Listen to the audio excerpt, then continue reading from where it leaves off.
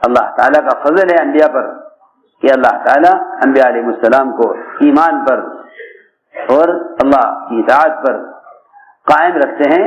یہ بھی اللہ کا فضل ہے. اور ہر ایمان والے پر اللہ کا فضل ہے. ہر ایمان والے پر اللہ کا فضل ہے کہ اللہ تعالیٰ فتنوں کے دور میں اور غیروں کی طرف سے اس طرح کے مطالبات پر اللہ تعالیٰ ایمان والوں کو ایمان پہ جمائے رکھیں. یہ اللہ تعالیٰ کا بہت بڑا فضل ہے.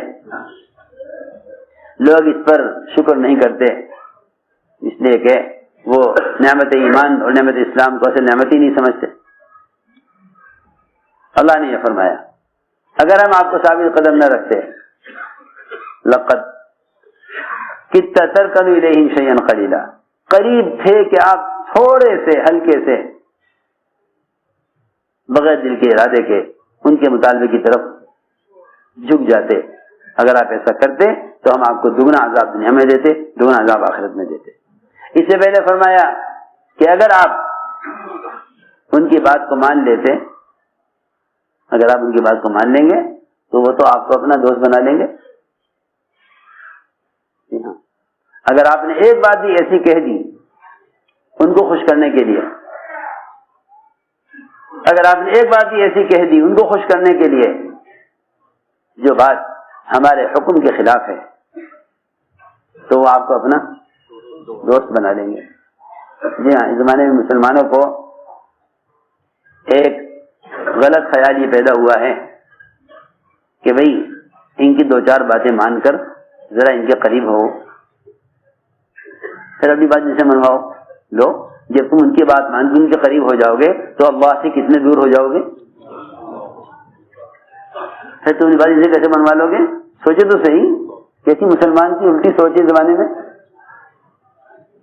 کہ دو چار باتیں ان کی مان کے کیا ہو جاؤ، ان کے قریب ہو جاؤ. جب تم ان کی بات مان کے ان کے قریب ہو جاؤ گے تو اللہ سے کتنا دور ہو جاؤ گے. پھر اللہ تمہاری مدد کریں گے یا تم ان کے حوالے کریں گے؟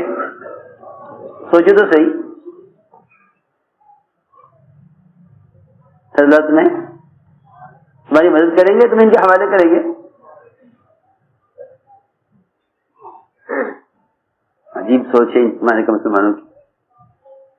اللہ نے فرمایا کہ اگر آپ نے ہمارے ضابطے کے خلاف اور ہمارے دین کے خلاف ان کی کوئی بات مان کر آپ نے ہم پر کوئی جھوٹ گھڑا تو یہ آپ کو اپنا دوست بنا لیں گے. اذن لاتخذوک خلیلا. وہ تو یہ چاہتے ہیں کہ آپ ذرا سا اللہ کی وحدانیت کے بیان کرنے میں تھوڑا سا کمزور پڑیں، تھوڑی سی نرمی کریں. کفار چاہتے تھے، کفار یہ چاہتے تھے کہ یہ جو تناؤ پیدا ہو گیا ہے نا مسلمانوں کے اور غیروں کے درمیان، جو تناؤ پیدا ہو گیا، اسی طرح یہ تناؤ ذرا کم ہو جائے. ارے سنو تو صحیح میں کیا کہہ رہا. کفار یہ چاہتے تھے کہ ہمارے اور محمد صلی اللہ علیہ وسلم کے درمیان جو تناؤ سا پیدا ہو گیا ہے، خاندان پٹ گئے اور بد امنی ہو رہی ہے اور ایک دوسرے کی دشمن اور ایک دوسرے پہ تلواریں اٹھنے لگی ہیں، تو یہ تناؤ ختم ہونا چاہیے. سنو تو صحیح، یہ تناؤ ختم ہونا چاہیے. دوست بن کر قریب ہو کر رہو، مل جل کر. یہ تناؤ ختم ہونا چاہیے. اس تناؤ کے ختم کرنے کے لیے مشرکین یہ کہتے تھے کہ اے محمد، تم اکثر اپنے رب کی تعریف کرتے ہو، اپنے رب کی وحدانیت بیان کرتے ہو، ہر نعمت کو اپنے رب کی طرح منسوب کرتے ہو، کبھی ہمارے بتوں کا بھی تذکرہ کر دیا کرو.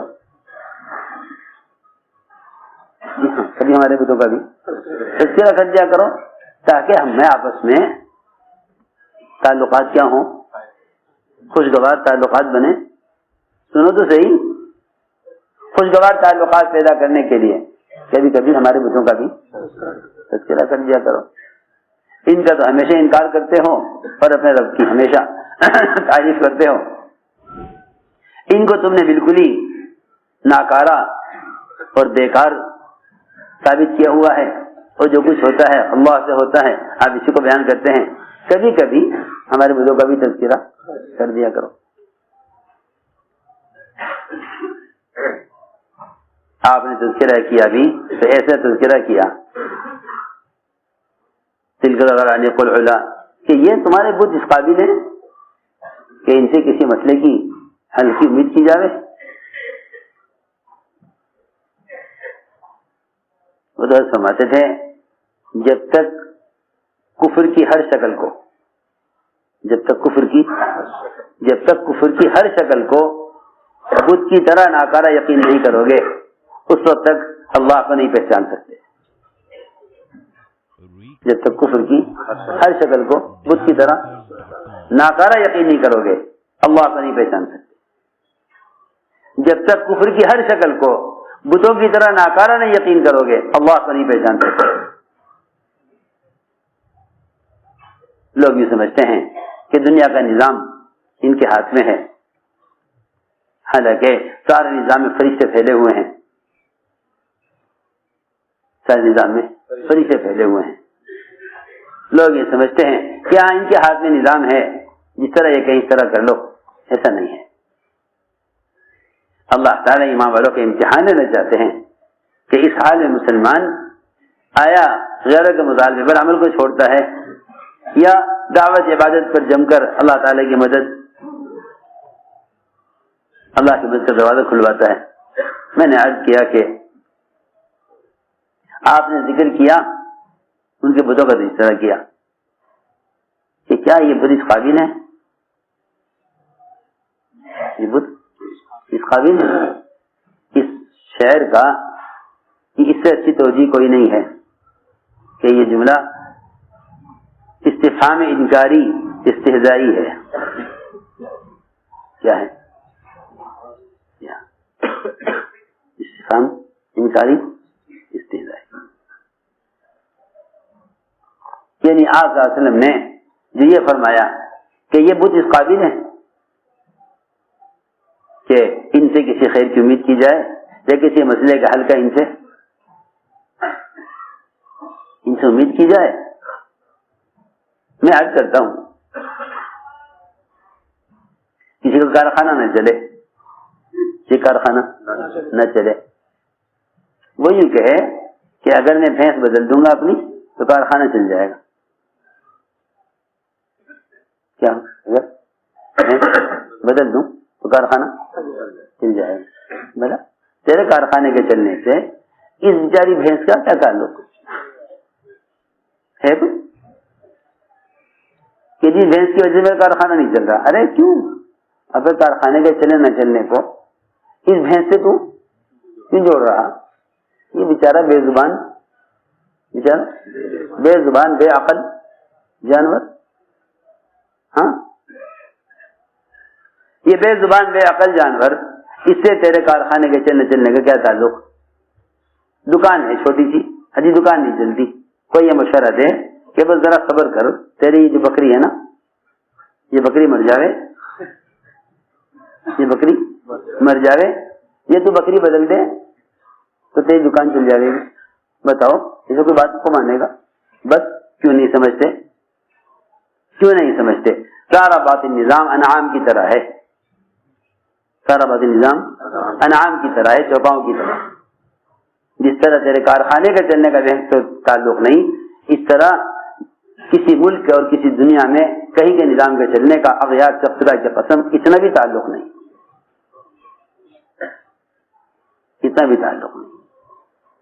حالات عالم کا تعلق احکام سے ہے، حکام سے نہیں ہے. حالات عالم کا تعلق کس سے ہے؟ حالات عالم کا تعلق احکام سے ہے، حکام سے کوئی تعلق نہیں. جب بھی مسلمان کسی بھی عمل کے بارے میں سوچے گا کہ اس کا تعلق حکام سے ہے، بس یاد رکھو وہ تمہارے دین کو بدلنے اور تمہیں دین کو چھڑانے پر جری ہو جائیں گے.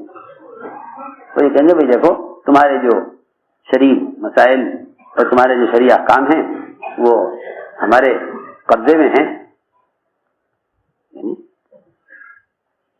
جس طرح کائنات کے نظام کا تعلق انعام سے نہیں، اس طرح حکام سے بھی کوئی تعلق نہیں ہے. بس بات یہ ہے کہ ہر زمانے میں حالات اس امتحان کے لیے آتے ہیں کہ دیکھنا اللہ دیکھنا چاہتے ہیں کہ میرا بندہ اس حال میں کیا کرتا ہے، میرا بندہ اس حال میں کیا کرتا ہے. یہ موقع دعوت عبادت کو جمع کرنے کا ہے. اتنی عمل سے کامیابی کا یقین دلاؤ. یہ موقع تو تعریف الخبر جمع ہونے کا ہے. کیونکہ جب باطلی آواز لگا رہا ہو کہ اس سبب سے بیماری آئی ہے تو تم یہ آواز لگاؤ کہ اس گناہ سے بیماری آئی ہے. جب باطل یوں کہے کہ اس سبب سے بیماری چلی جائے گی تو تم یہ کہو کہ نہیں، یہ اللہ تعالیٰ کے جو وعدے ہیں عمل کے ساتھ، یہ وعدے ہیں جو ان وعدوں سے متعلق عمل کو پورا کر دے گا، اللہ اس کے لیے وعدوں کو پورا کر دیں گے. اللہ وعدوں کو پورا کر دیں گے. اس لیے میرے دوستوں عزیزوں، یہ موقع اس کا ہے کہ اس وقت امت کو دعوت دے کر منکر کے ماحول سے نکالو. اس لیے کہ حالات کے آنے کا تعلق، مسلمان کے برے حالات کا تعلق منکرات سے، اچھے حالات کا تعلق معروفات سے ہے.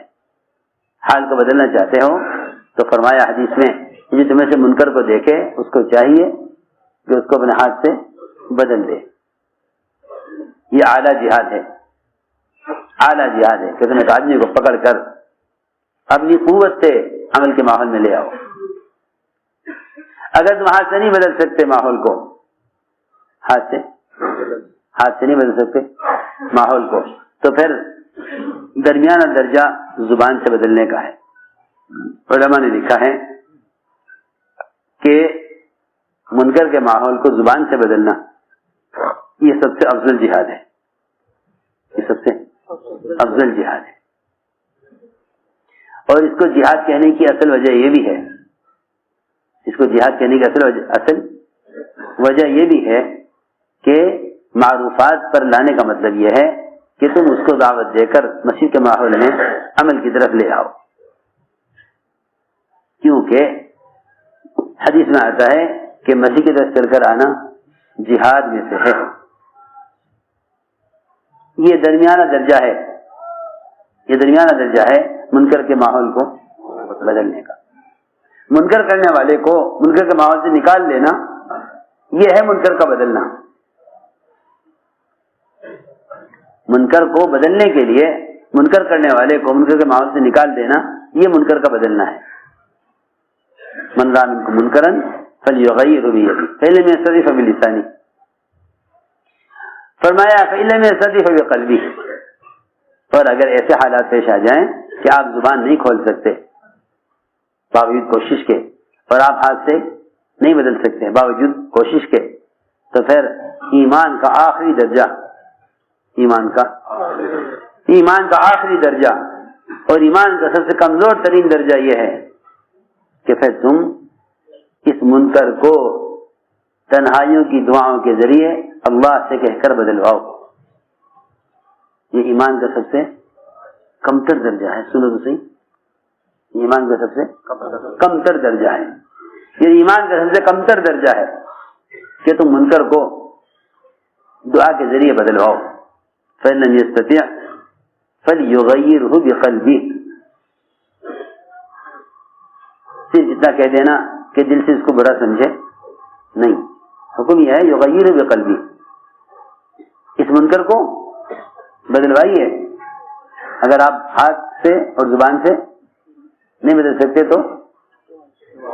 تو دعا کے ذریعے اس کو بدلیے. ہمیں ذرا پوچھتا ہوں اپنے آپ سے بھی کہ 24 گھنٹے میں کون سا وقت ہمارا ایسا ہے جس میں ہم تنہائی میں اللہ سے دعائیں مانگتے ہوں کہ اے اللہ تو منکرات کے ماحول کو بدل دے. کیونکہ جو لوگ بیماری کے آنے کو موسم سے جوڑتے ہیں انہیں بیماریوں کے آنے پر منکرات کا خیال بھی نہیں آ سکتا.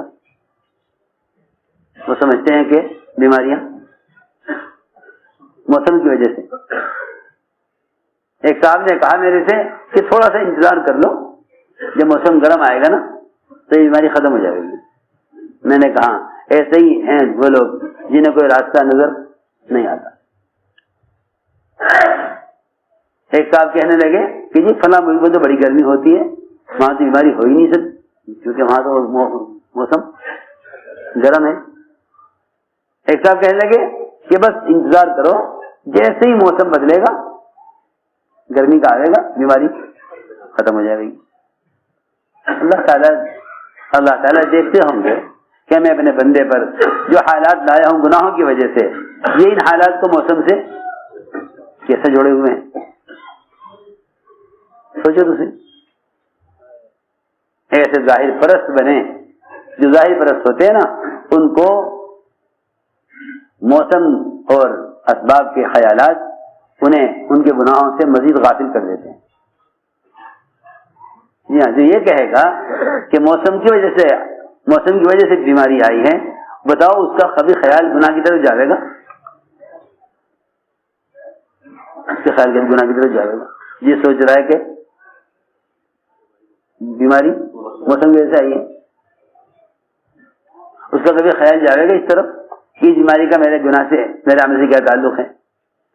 اپنے اعمال کو تو وہ بدلیں گے جو بیماریوں کو اعمال سے جوڑیں گے، جو بیماری کو موسم سے جوڑیں گے وہ گناہ کرتے رہیں گے اور موسم کے بدلنے کا انتظار کرتے رہیں گے۔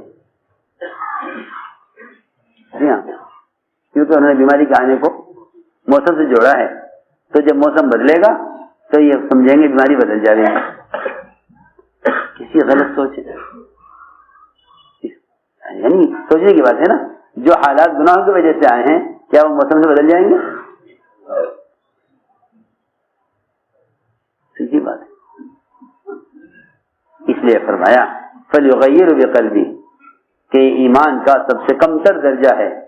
میں تم سے یقین و برعرض کر دیتا ہوں کہ اگر ہم تنہائیوں میں دعاؤں کے ذریعے منکر کے ماحول کو ختم کرانے کی کوشش نہیں کر رہے ہیں تو اس کا مطلب یہ ہے کہ دل میں ایمان ذرہ برابر بھی باقی نہیں رہا۔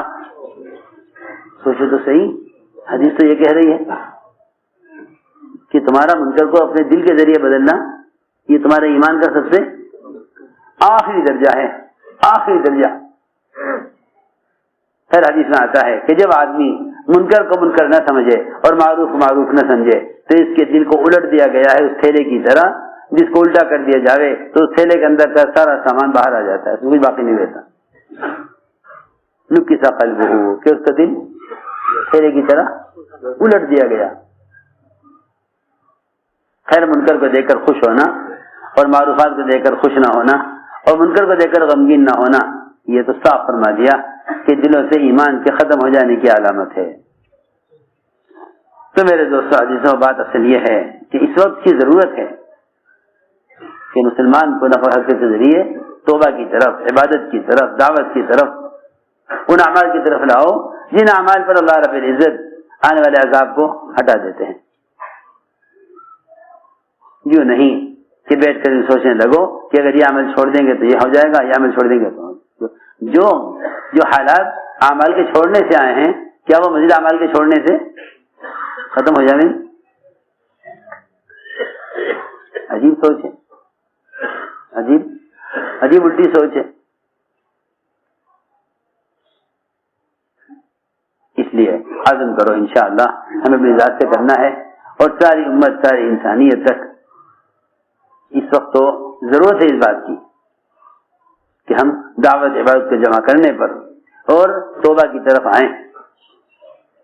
اللہ تعالی ہر آن ہر گھڑی اللہ کے قبضے میں سارے امور ہیں، ہر حال کو اللہ سے کہہ کر بدلواؤ۔